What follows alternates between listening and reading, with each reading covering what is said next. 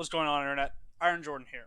So, today, what we're going to do is, in continuing with our kind of like strategy series or advice for new players, whatever you want to call this, I'm today looking at a list of all of the cards that I think that you should focus on getting from Vermilion Bloodline set 11.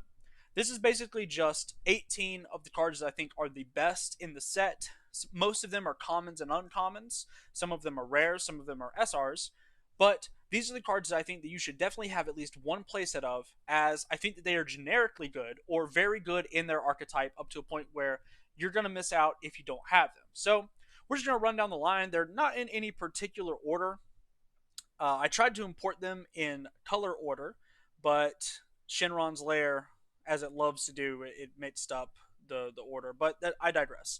I think it's actually sorted by cost here, so yeah. But all right, so the first card is Baby, the Unknown Parasite. This is a SR blue unison card. This card is just really good in my opinion. It's one of the better generic unisons that we have seen so far. It can turn your leader into a win con, which is really nice. It can make your counter skills much cheaper, which is really, really good. And it draws cards. This card is particularly really good with Starter Coup. I think this card will be a 3 to 4 of in Starter Coup. That deck has a lot of 3-drop unisons that need to contend with it, and it has to play 4 absolute unit Gotenses. So this is going to be a very interesting card. I think we'll see a lot of it in Starter Coup. I think this actually just makes Starter Coup better. It doesn't die. It goes up to 5 loyalty, 5 markers in this game. So it's very hard to get rid of on the turn that you play it. Starter Coup gets to essentially play it for 1 energy. I think this is going to be a very incredibly good card, and you should get your hands on 4 of them if you can. Next, we have Son Goku, Forever in Our Memories. Now, this one is a little more archetype specific than the Baby Unison. However, I think this card is still really good. It is a skill drain. So if you have never played Yu-Gi-Oh!, Skill Drain is a card that just removes all the abilities from from creatures, from monsters, from battle cards on field. And that is a very powerful effect. If your opponent relies on their skills, then this gets around. Now, this only hits 5 or less. So, unlike the Gotenks SCR that hits every battle card other than himself, this only hits 5 or less. However, it gives all of your 1-drop cards a plus 5,000 power boost, which is really, really nice.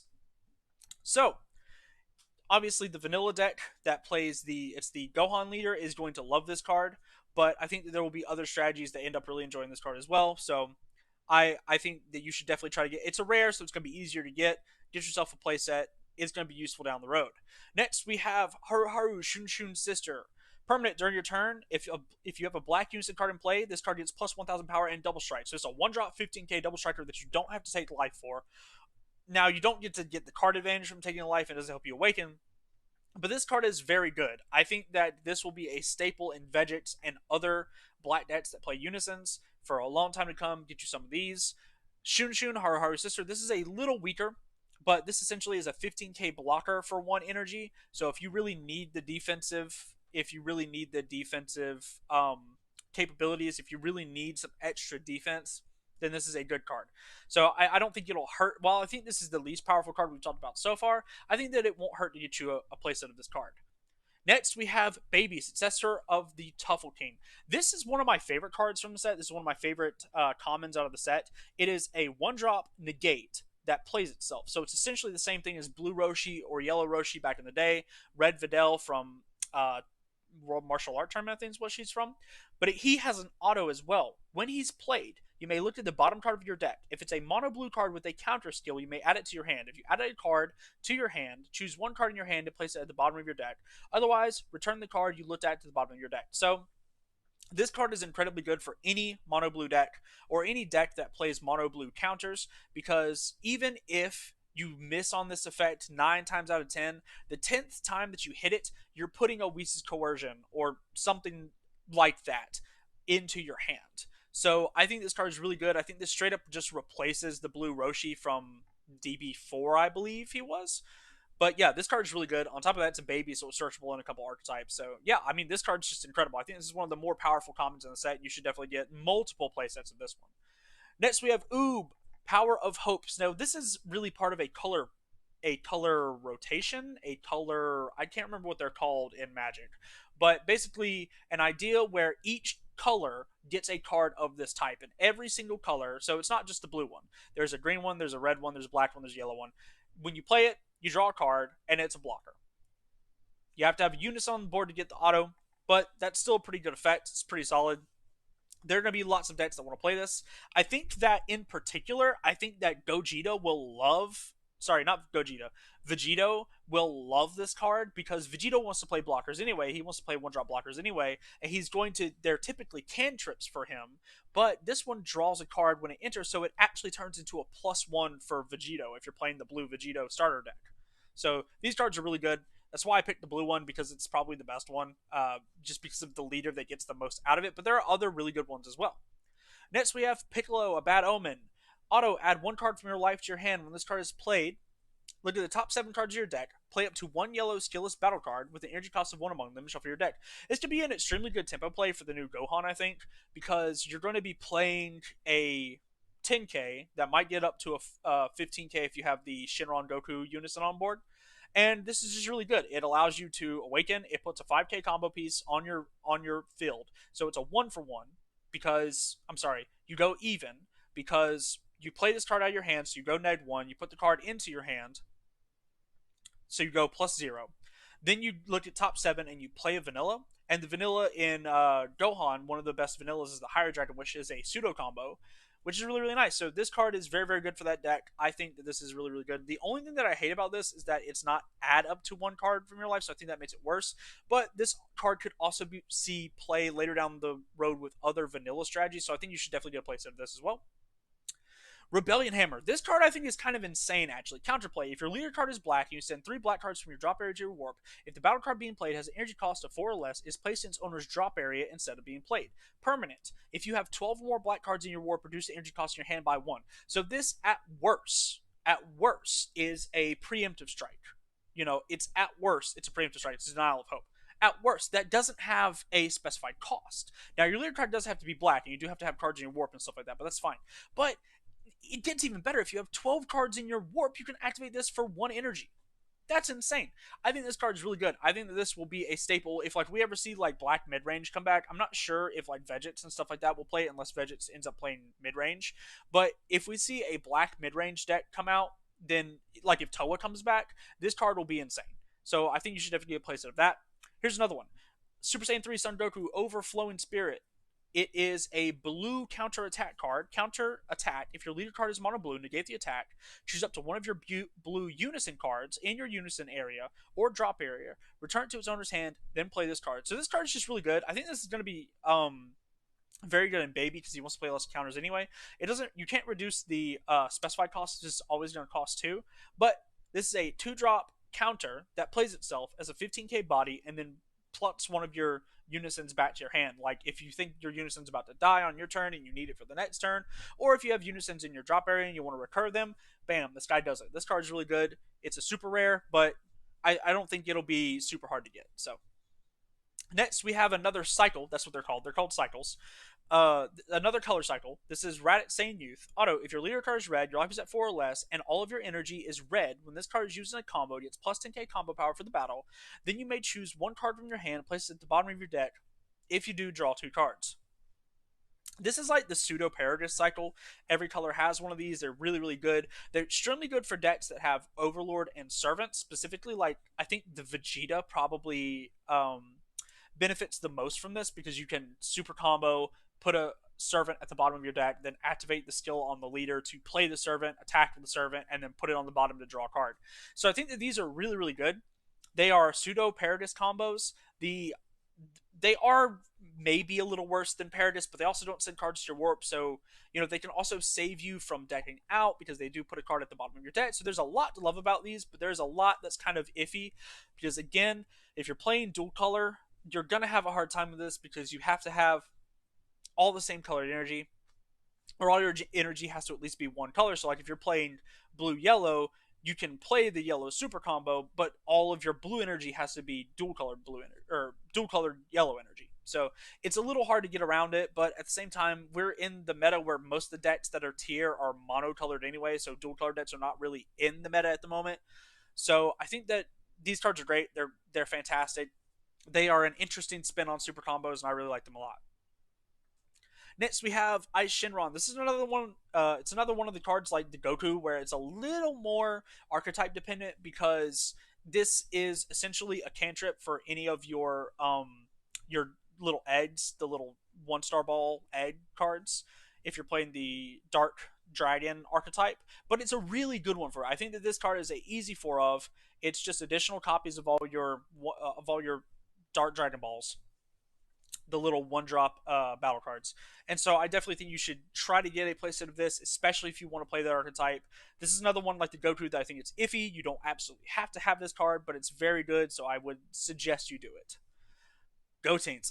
My boy. Gotenks Reaper of Justice. This card's just good, in my opinion. So, unique. Activate battle. If your leader is a mono blue Saiyan card and you have a blue Unison card in play this card from your hand in rest mode. This card combos really well with the Gogeta from the starter deck and from the Super Saiyan 3 Gogeta from the championship pack that say, if you have a blue Saiyan in rest mode, you don't take damage. Because this is an activate battle. So, unlike the Gohan from set 2, where you combo him and then he comes in rest mode at the end of the battle, you still have to get through that last battle without taking damage for it to matter. But for this guy is just like, oh, hey, cool, I have one of those cards on hand on board. Let me just activate battle. Like, hey, like, I'm so glad this guy has unique, but it's a very powerful card for that type of archetype. Like, if you're playing those Gogeta cards that say, hey man, I'm not going to take damage, then this is a must of. You got to play this guy. Super good. Get multiple plays. It's really really solid. Next we have Son Gohan Baby's Minion. This is a little archetype leaning, but not really, because you don't have to have a specific leader or anything to be playing this. Just Baby benefits off of it because Baby has the Planet Tuffle, which reduces the cost of counters by 1 in your hand. And so Baby gets to play this for 2. Every other blue leader gets to play this for 3. But I still think that's fine because this is a topo. This is just a topo. It's a slightly weaker topo, but it is a topo. So 1,000%. I think that this card is definitely something you should look at getting. For sure. For sure. Next, we have Bardock Strategic Mind. Now, why is this card good? I don't think it actually is that good right now, but it is the best card that we have in the game for interacting with Unisons. It has Deflect, so it's going to get its skills off. If your leader card's mono red, when this card is played, choose up to one of your red Unison cards and add 3 markers to it. So, if we really get into a spot where, hey, like I have a Unison that I want to win the game with, that I need to win the game with right now, or I have a Unison that's the key part of my strategy. Like, this deals with that really well. Like, it combos with it. It just goes, hey, I played my Unison on 2, or I played my Unison on 3, or whatever, and I awakened, and then I dropped this Bardock for 3. I instantly ticked up my Unison by 3, and now I can do its ultimate. So if we ever get into a spot where like Magic does, where Planeswalker ultimates just kind of win you the game, this guy just facilitates that. So I definitely think you should try to get a playset of this guy before that happens, and that's just where I stand on that. Next, we have Piccolo Demonic Transformation. Now, this card is really, really solid in the Garlic Jr. deck, but I think in general, it'll also be a really solid card. So during your opponent's turn, reduce the energy cost of his card in your hand by 1. Counterplay, if your leader card is mono yellow, play this card. Then if the card being played has an energy cost of 4 or less, its playlet skills negated for the turn. So this is like fits Cold Bloodlust, but for any deck. It is a 2 cost, which is kind of an issue, but at the same time, like 2 cost to negate a card's skills is not the end of the world. It's a solid card. It's a decent card. We've seen worse cards make an impact when it comes to being counterplays, but I think you should definitely try to get a playset of this card as well. Next, we have Vegeta Ready to Rumble. So this is a blocker 20k counter attack, negate the attack player's card. When this card is played, your opponent can't attack for the duration of the turn unless they place one of their energy in their owner's drop area. So this is like a more powerful version of Topo potentially. I mean, it's less powerful in the sense that if your opponent's going for game and they have less cards in hand, then Topo will obviously be better. But this will really stifle your opponents, especially in the early game. Like if you're playing the Vegeta leader and you're able to drop this on like turn 2 or 3, it would be really really nice. Then I think that this card is going to do some work. This card very much seems to me like Ultra Instinct the Unstoppable, where you look at it at first and you go, oh, I never want to pay 4 for a counterplay card, but then this card might end up actually doing something. So it's a rare. Get yourself a playset of it. It's not going to hurt. Go for it. Next, we have Baby Golden Avenger. This card just does a lot. It does everything. It counters everything, negates everything. It's great. This card's really, really good. It is a 5 cost, so again, it sits in that area of Ultra Instinct the Unstoppable where you're paying a lot for it. But if you're playing Baby Leader, it's only 4. If you're playing the Baby Unison, then you can activate it essentially for free by ditching cards. So I think this card's fantastic. I'm definitely going to try to get multiple playsets of it. I think you should too as well. And the final card is Super Saiyan Bardock the Tenacious. This is like a fixed topo in my opinion. It's Overwhelm 6 for a specified black, which is something that we've never seen until this set. Auto, when this card is played using Overwhelm, your opponent can only attack with battle cards once during their next turn. Auto, when this card is played, you can't play copies of this card for your next turn.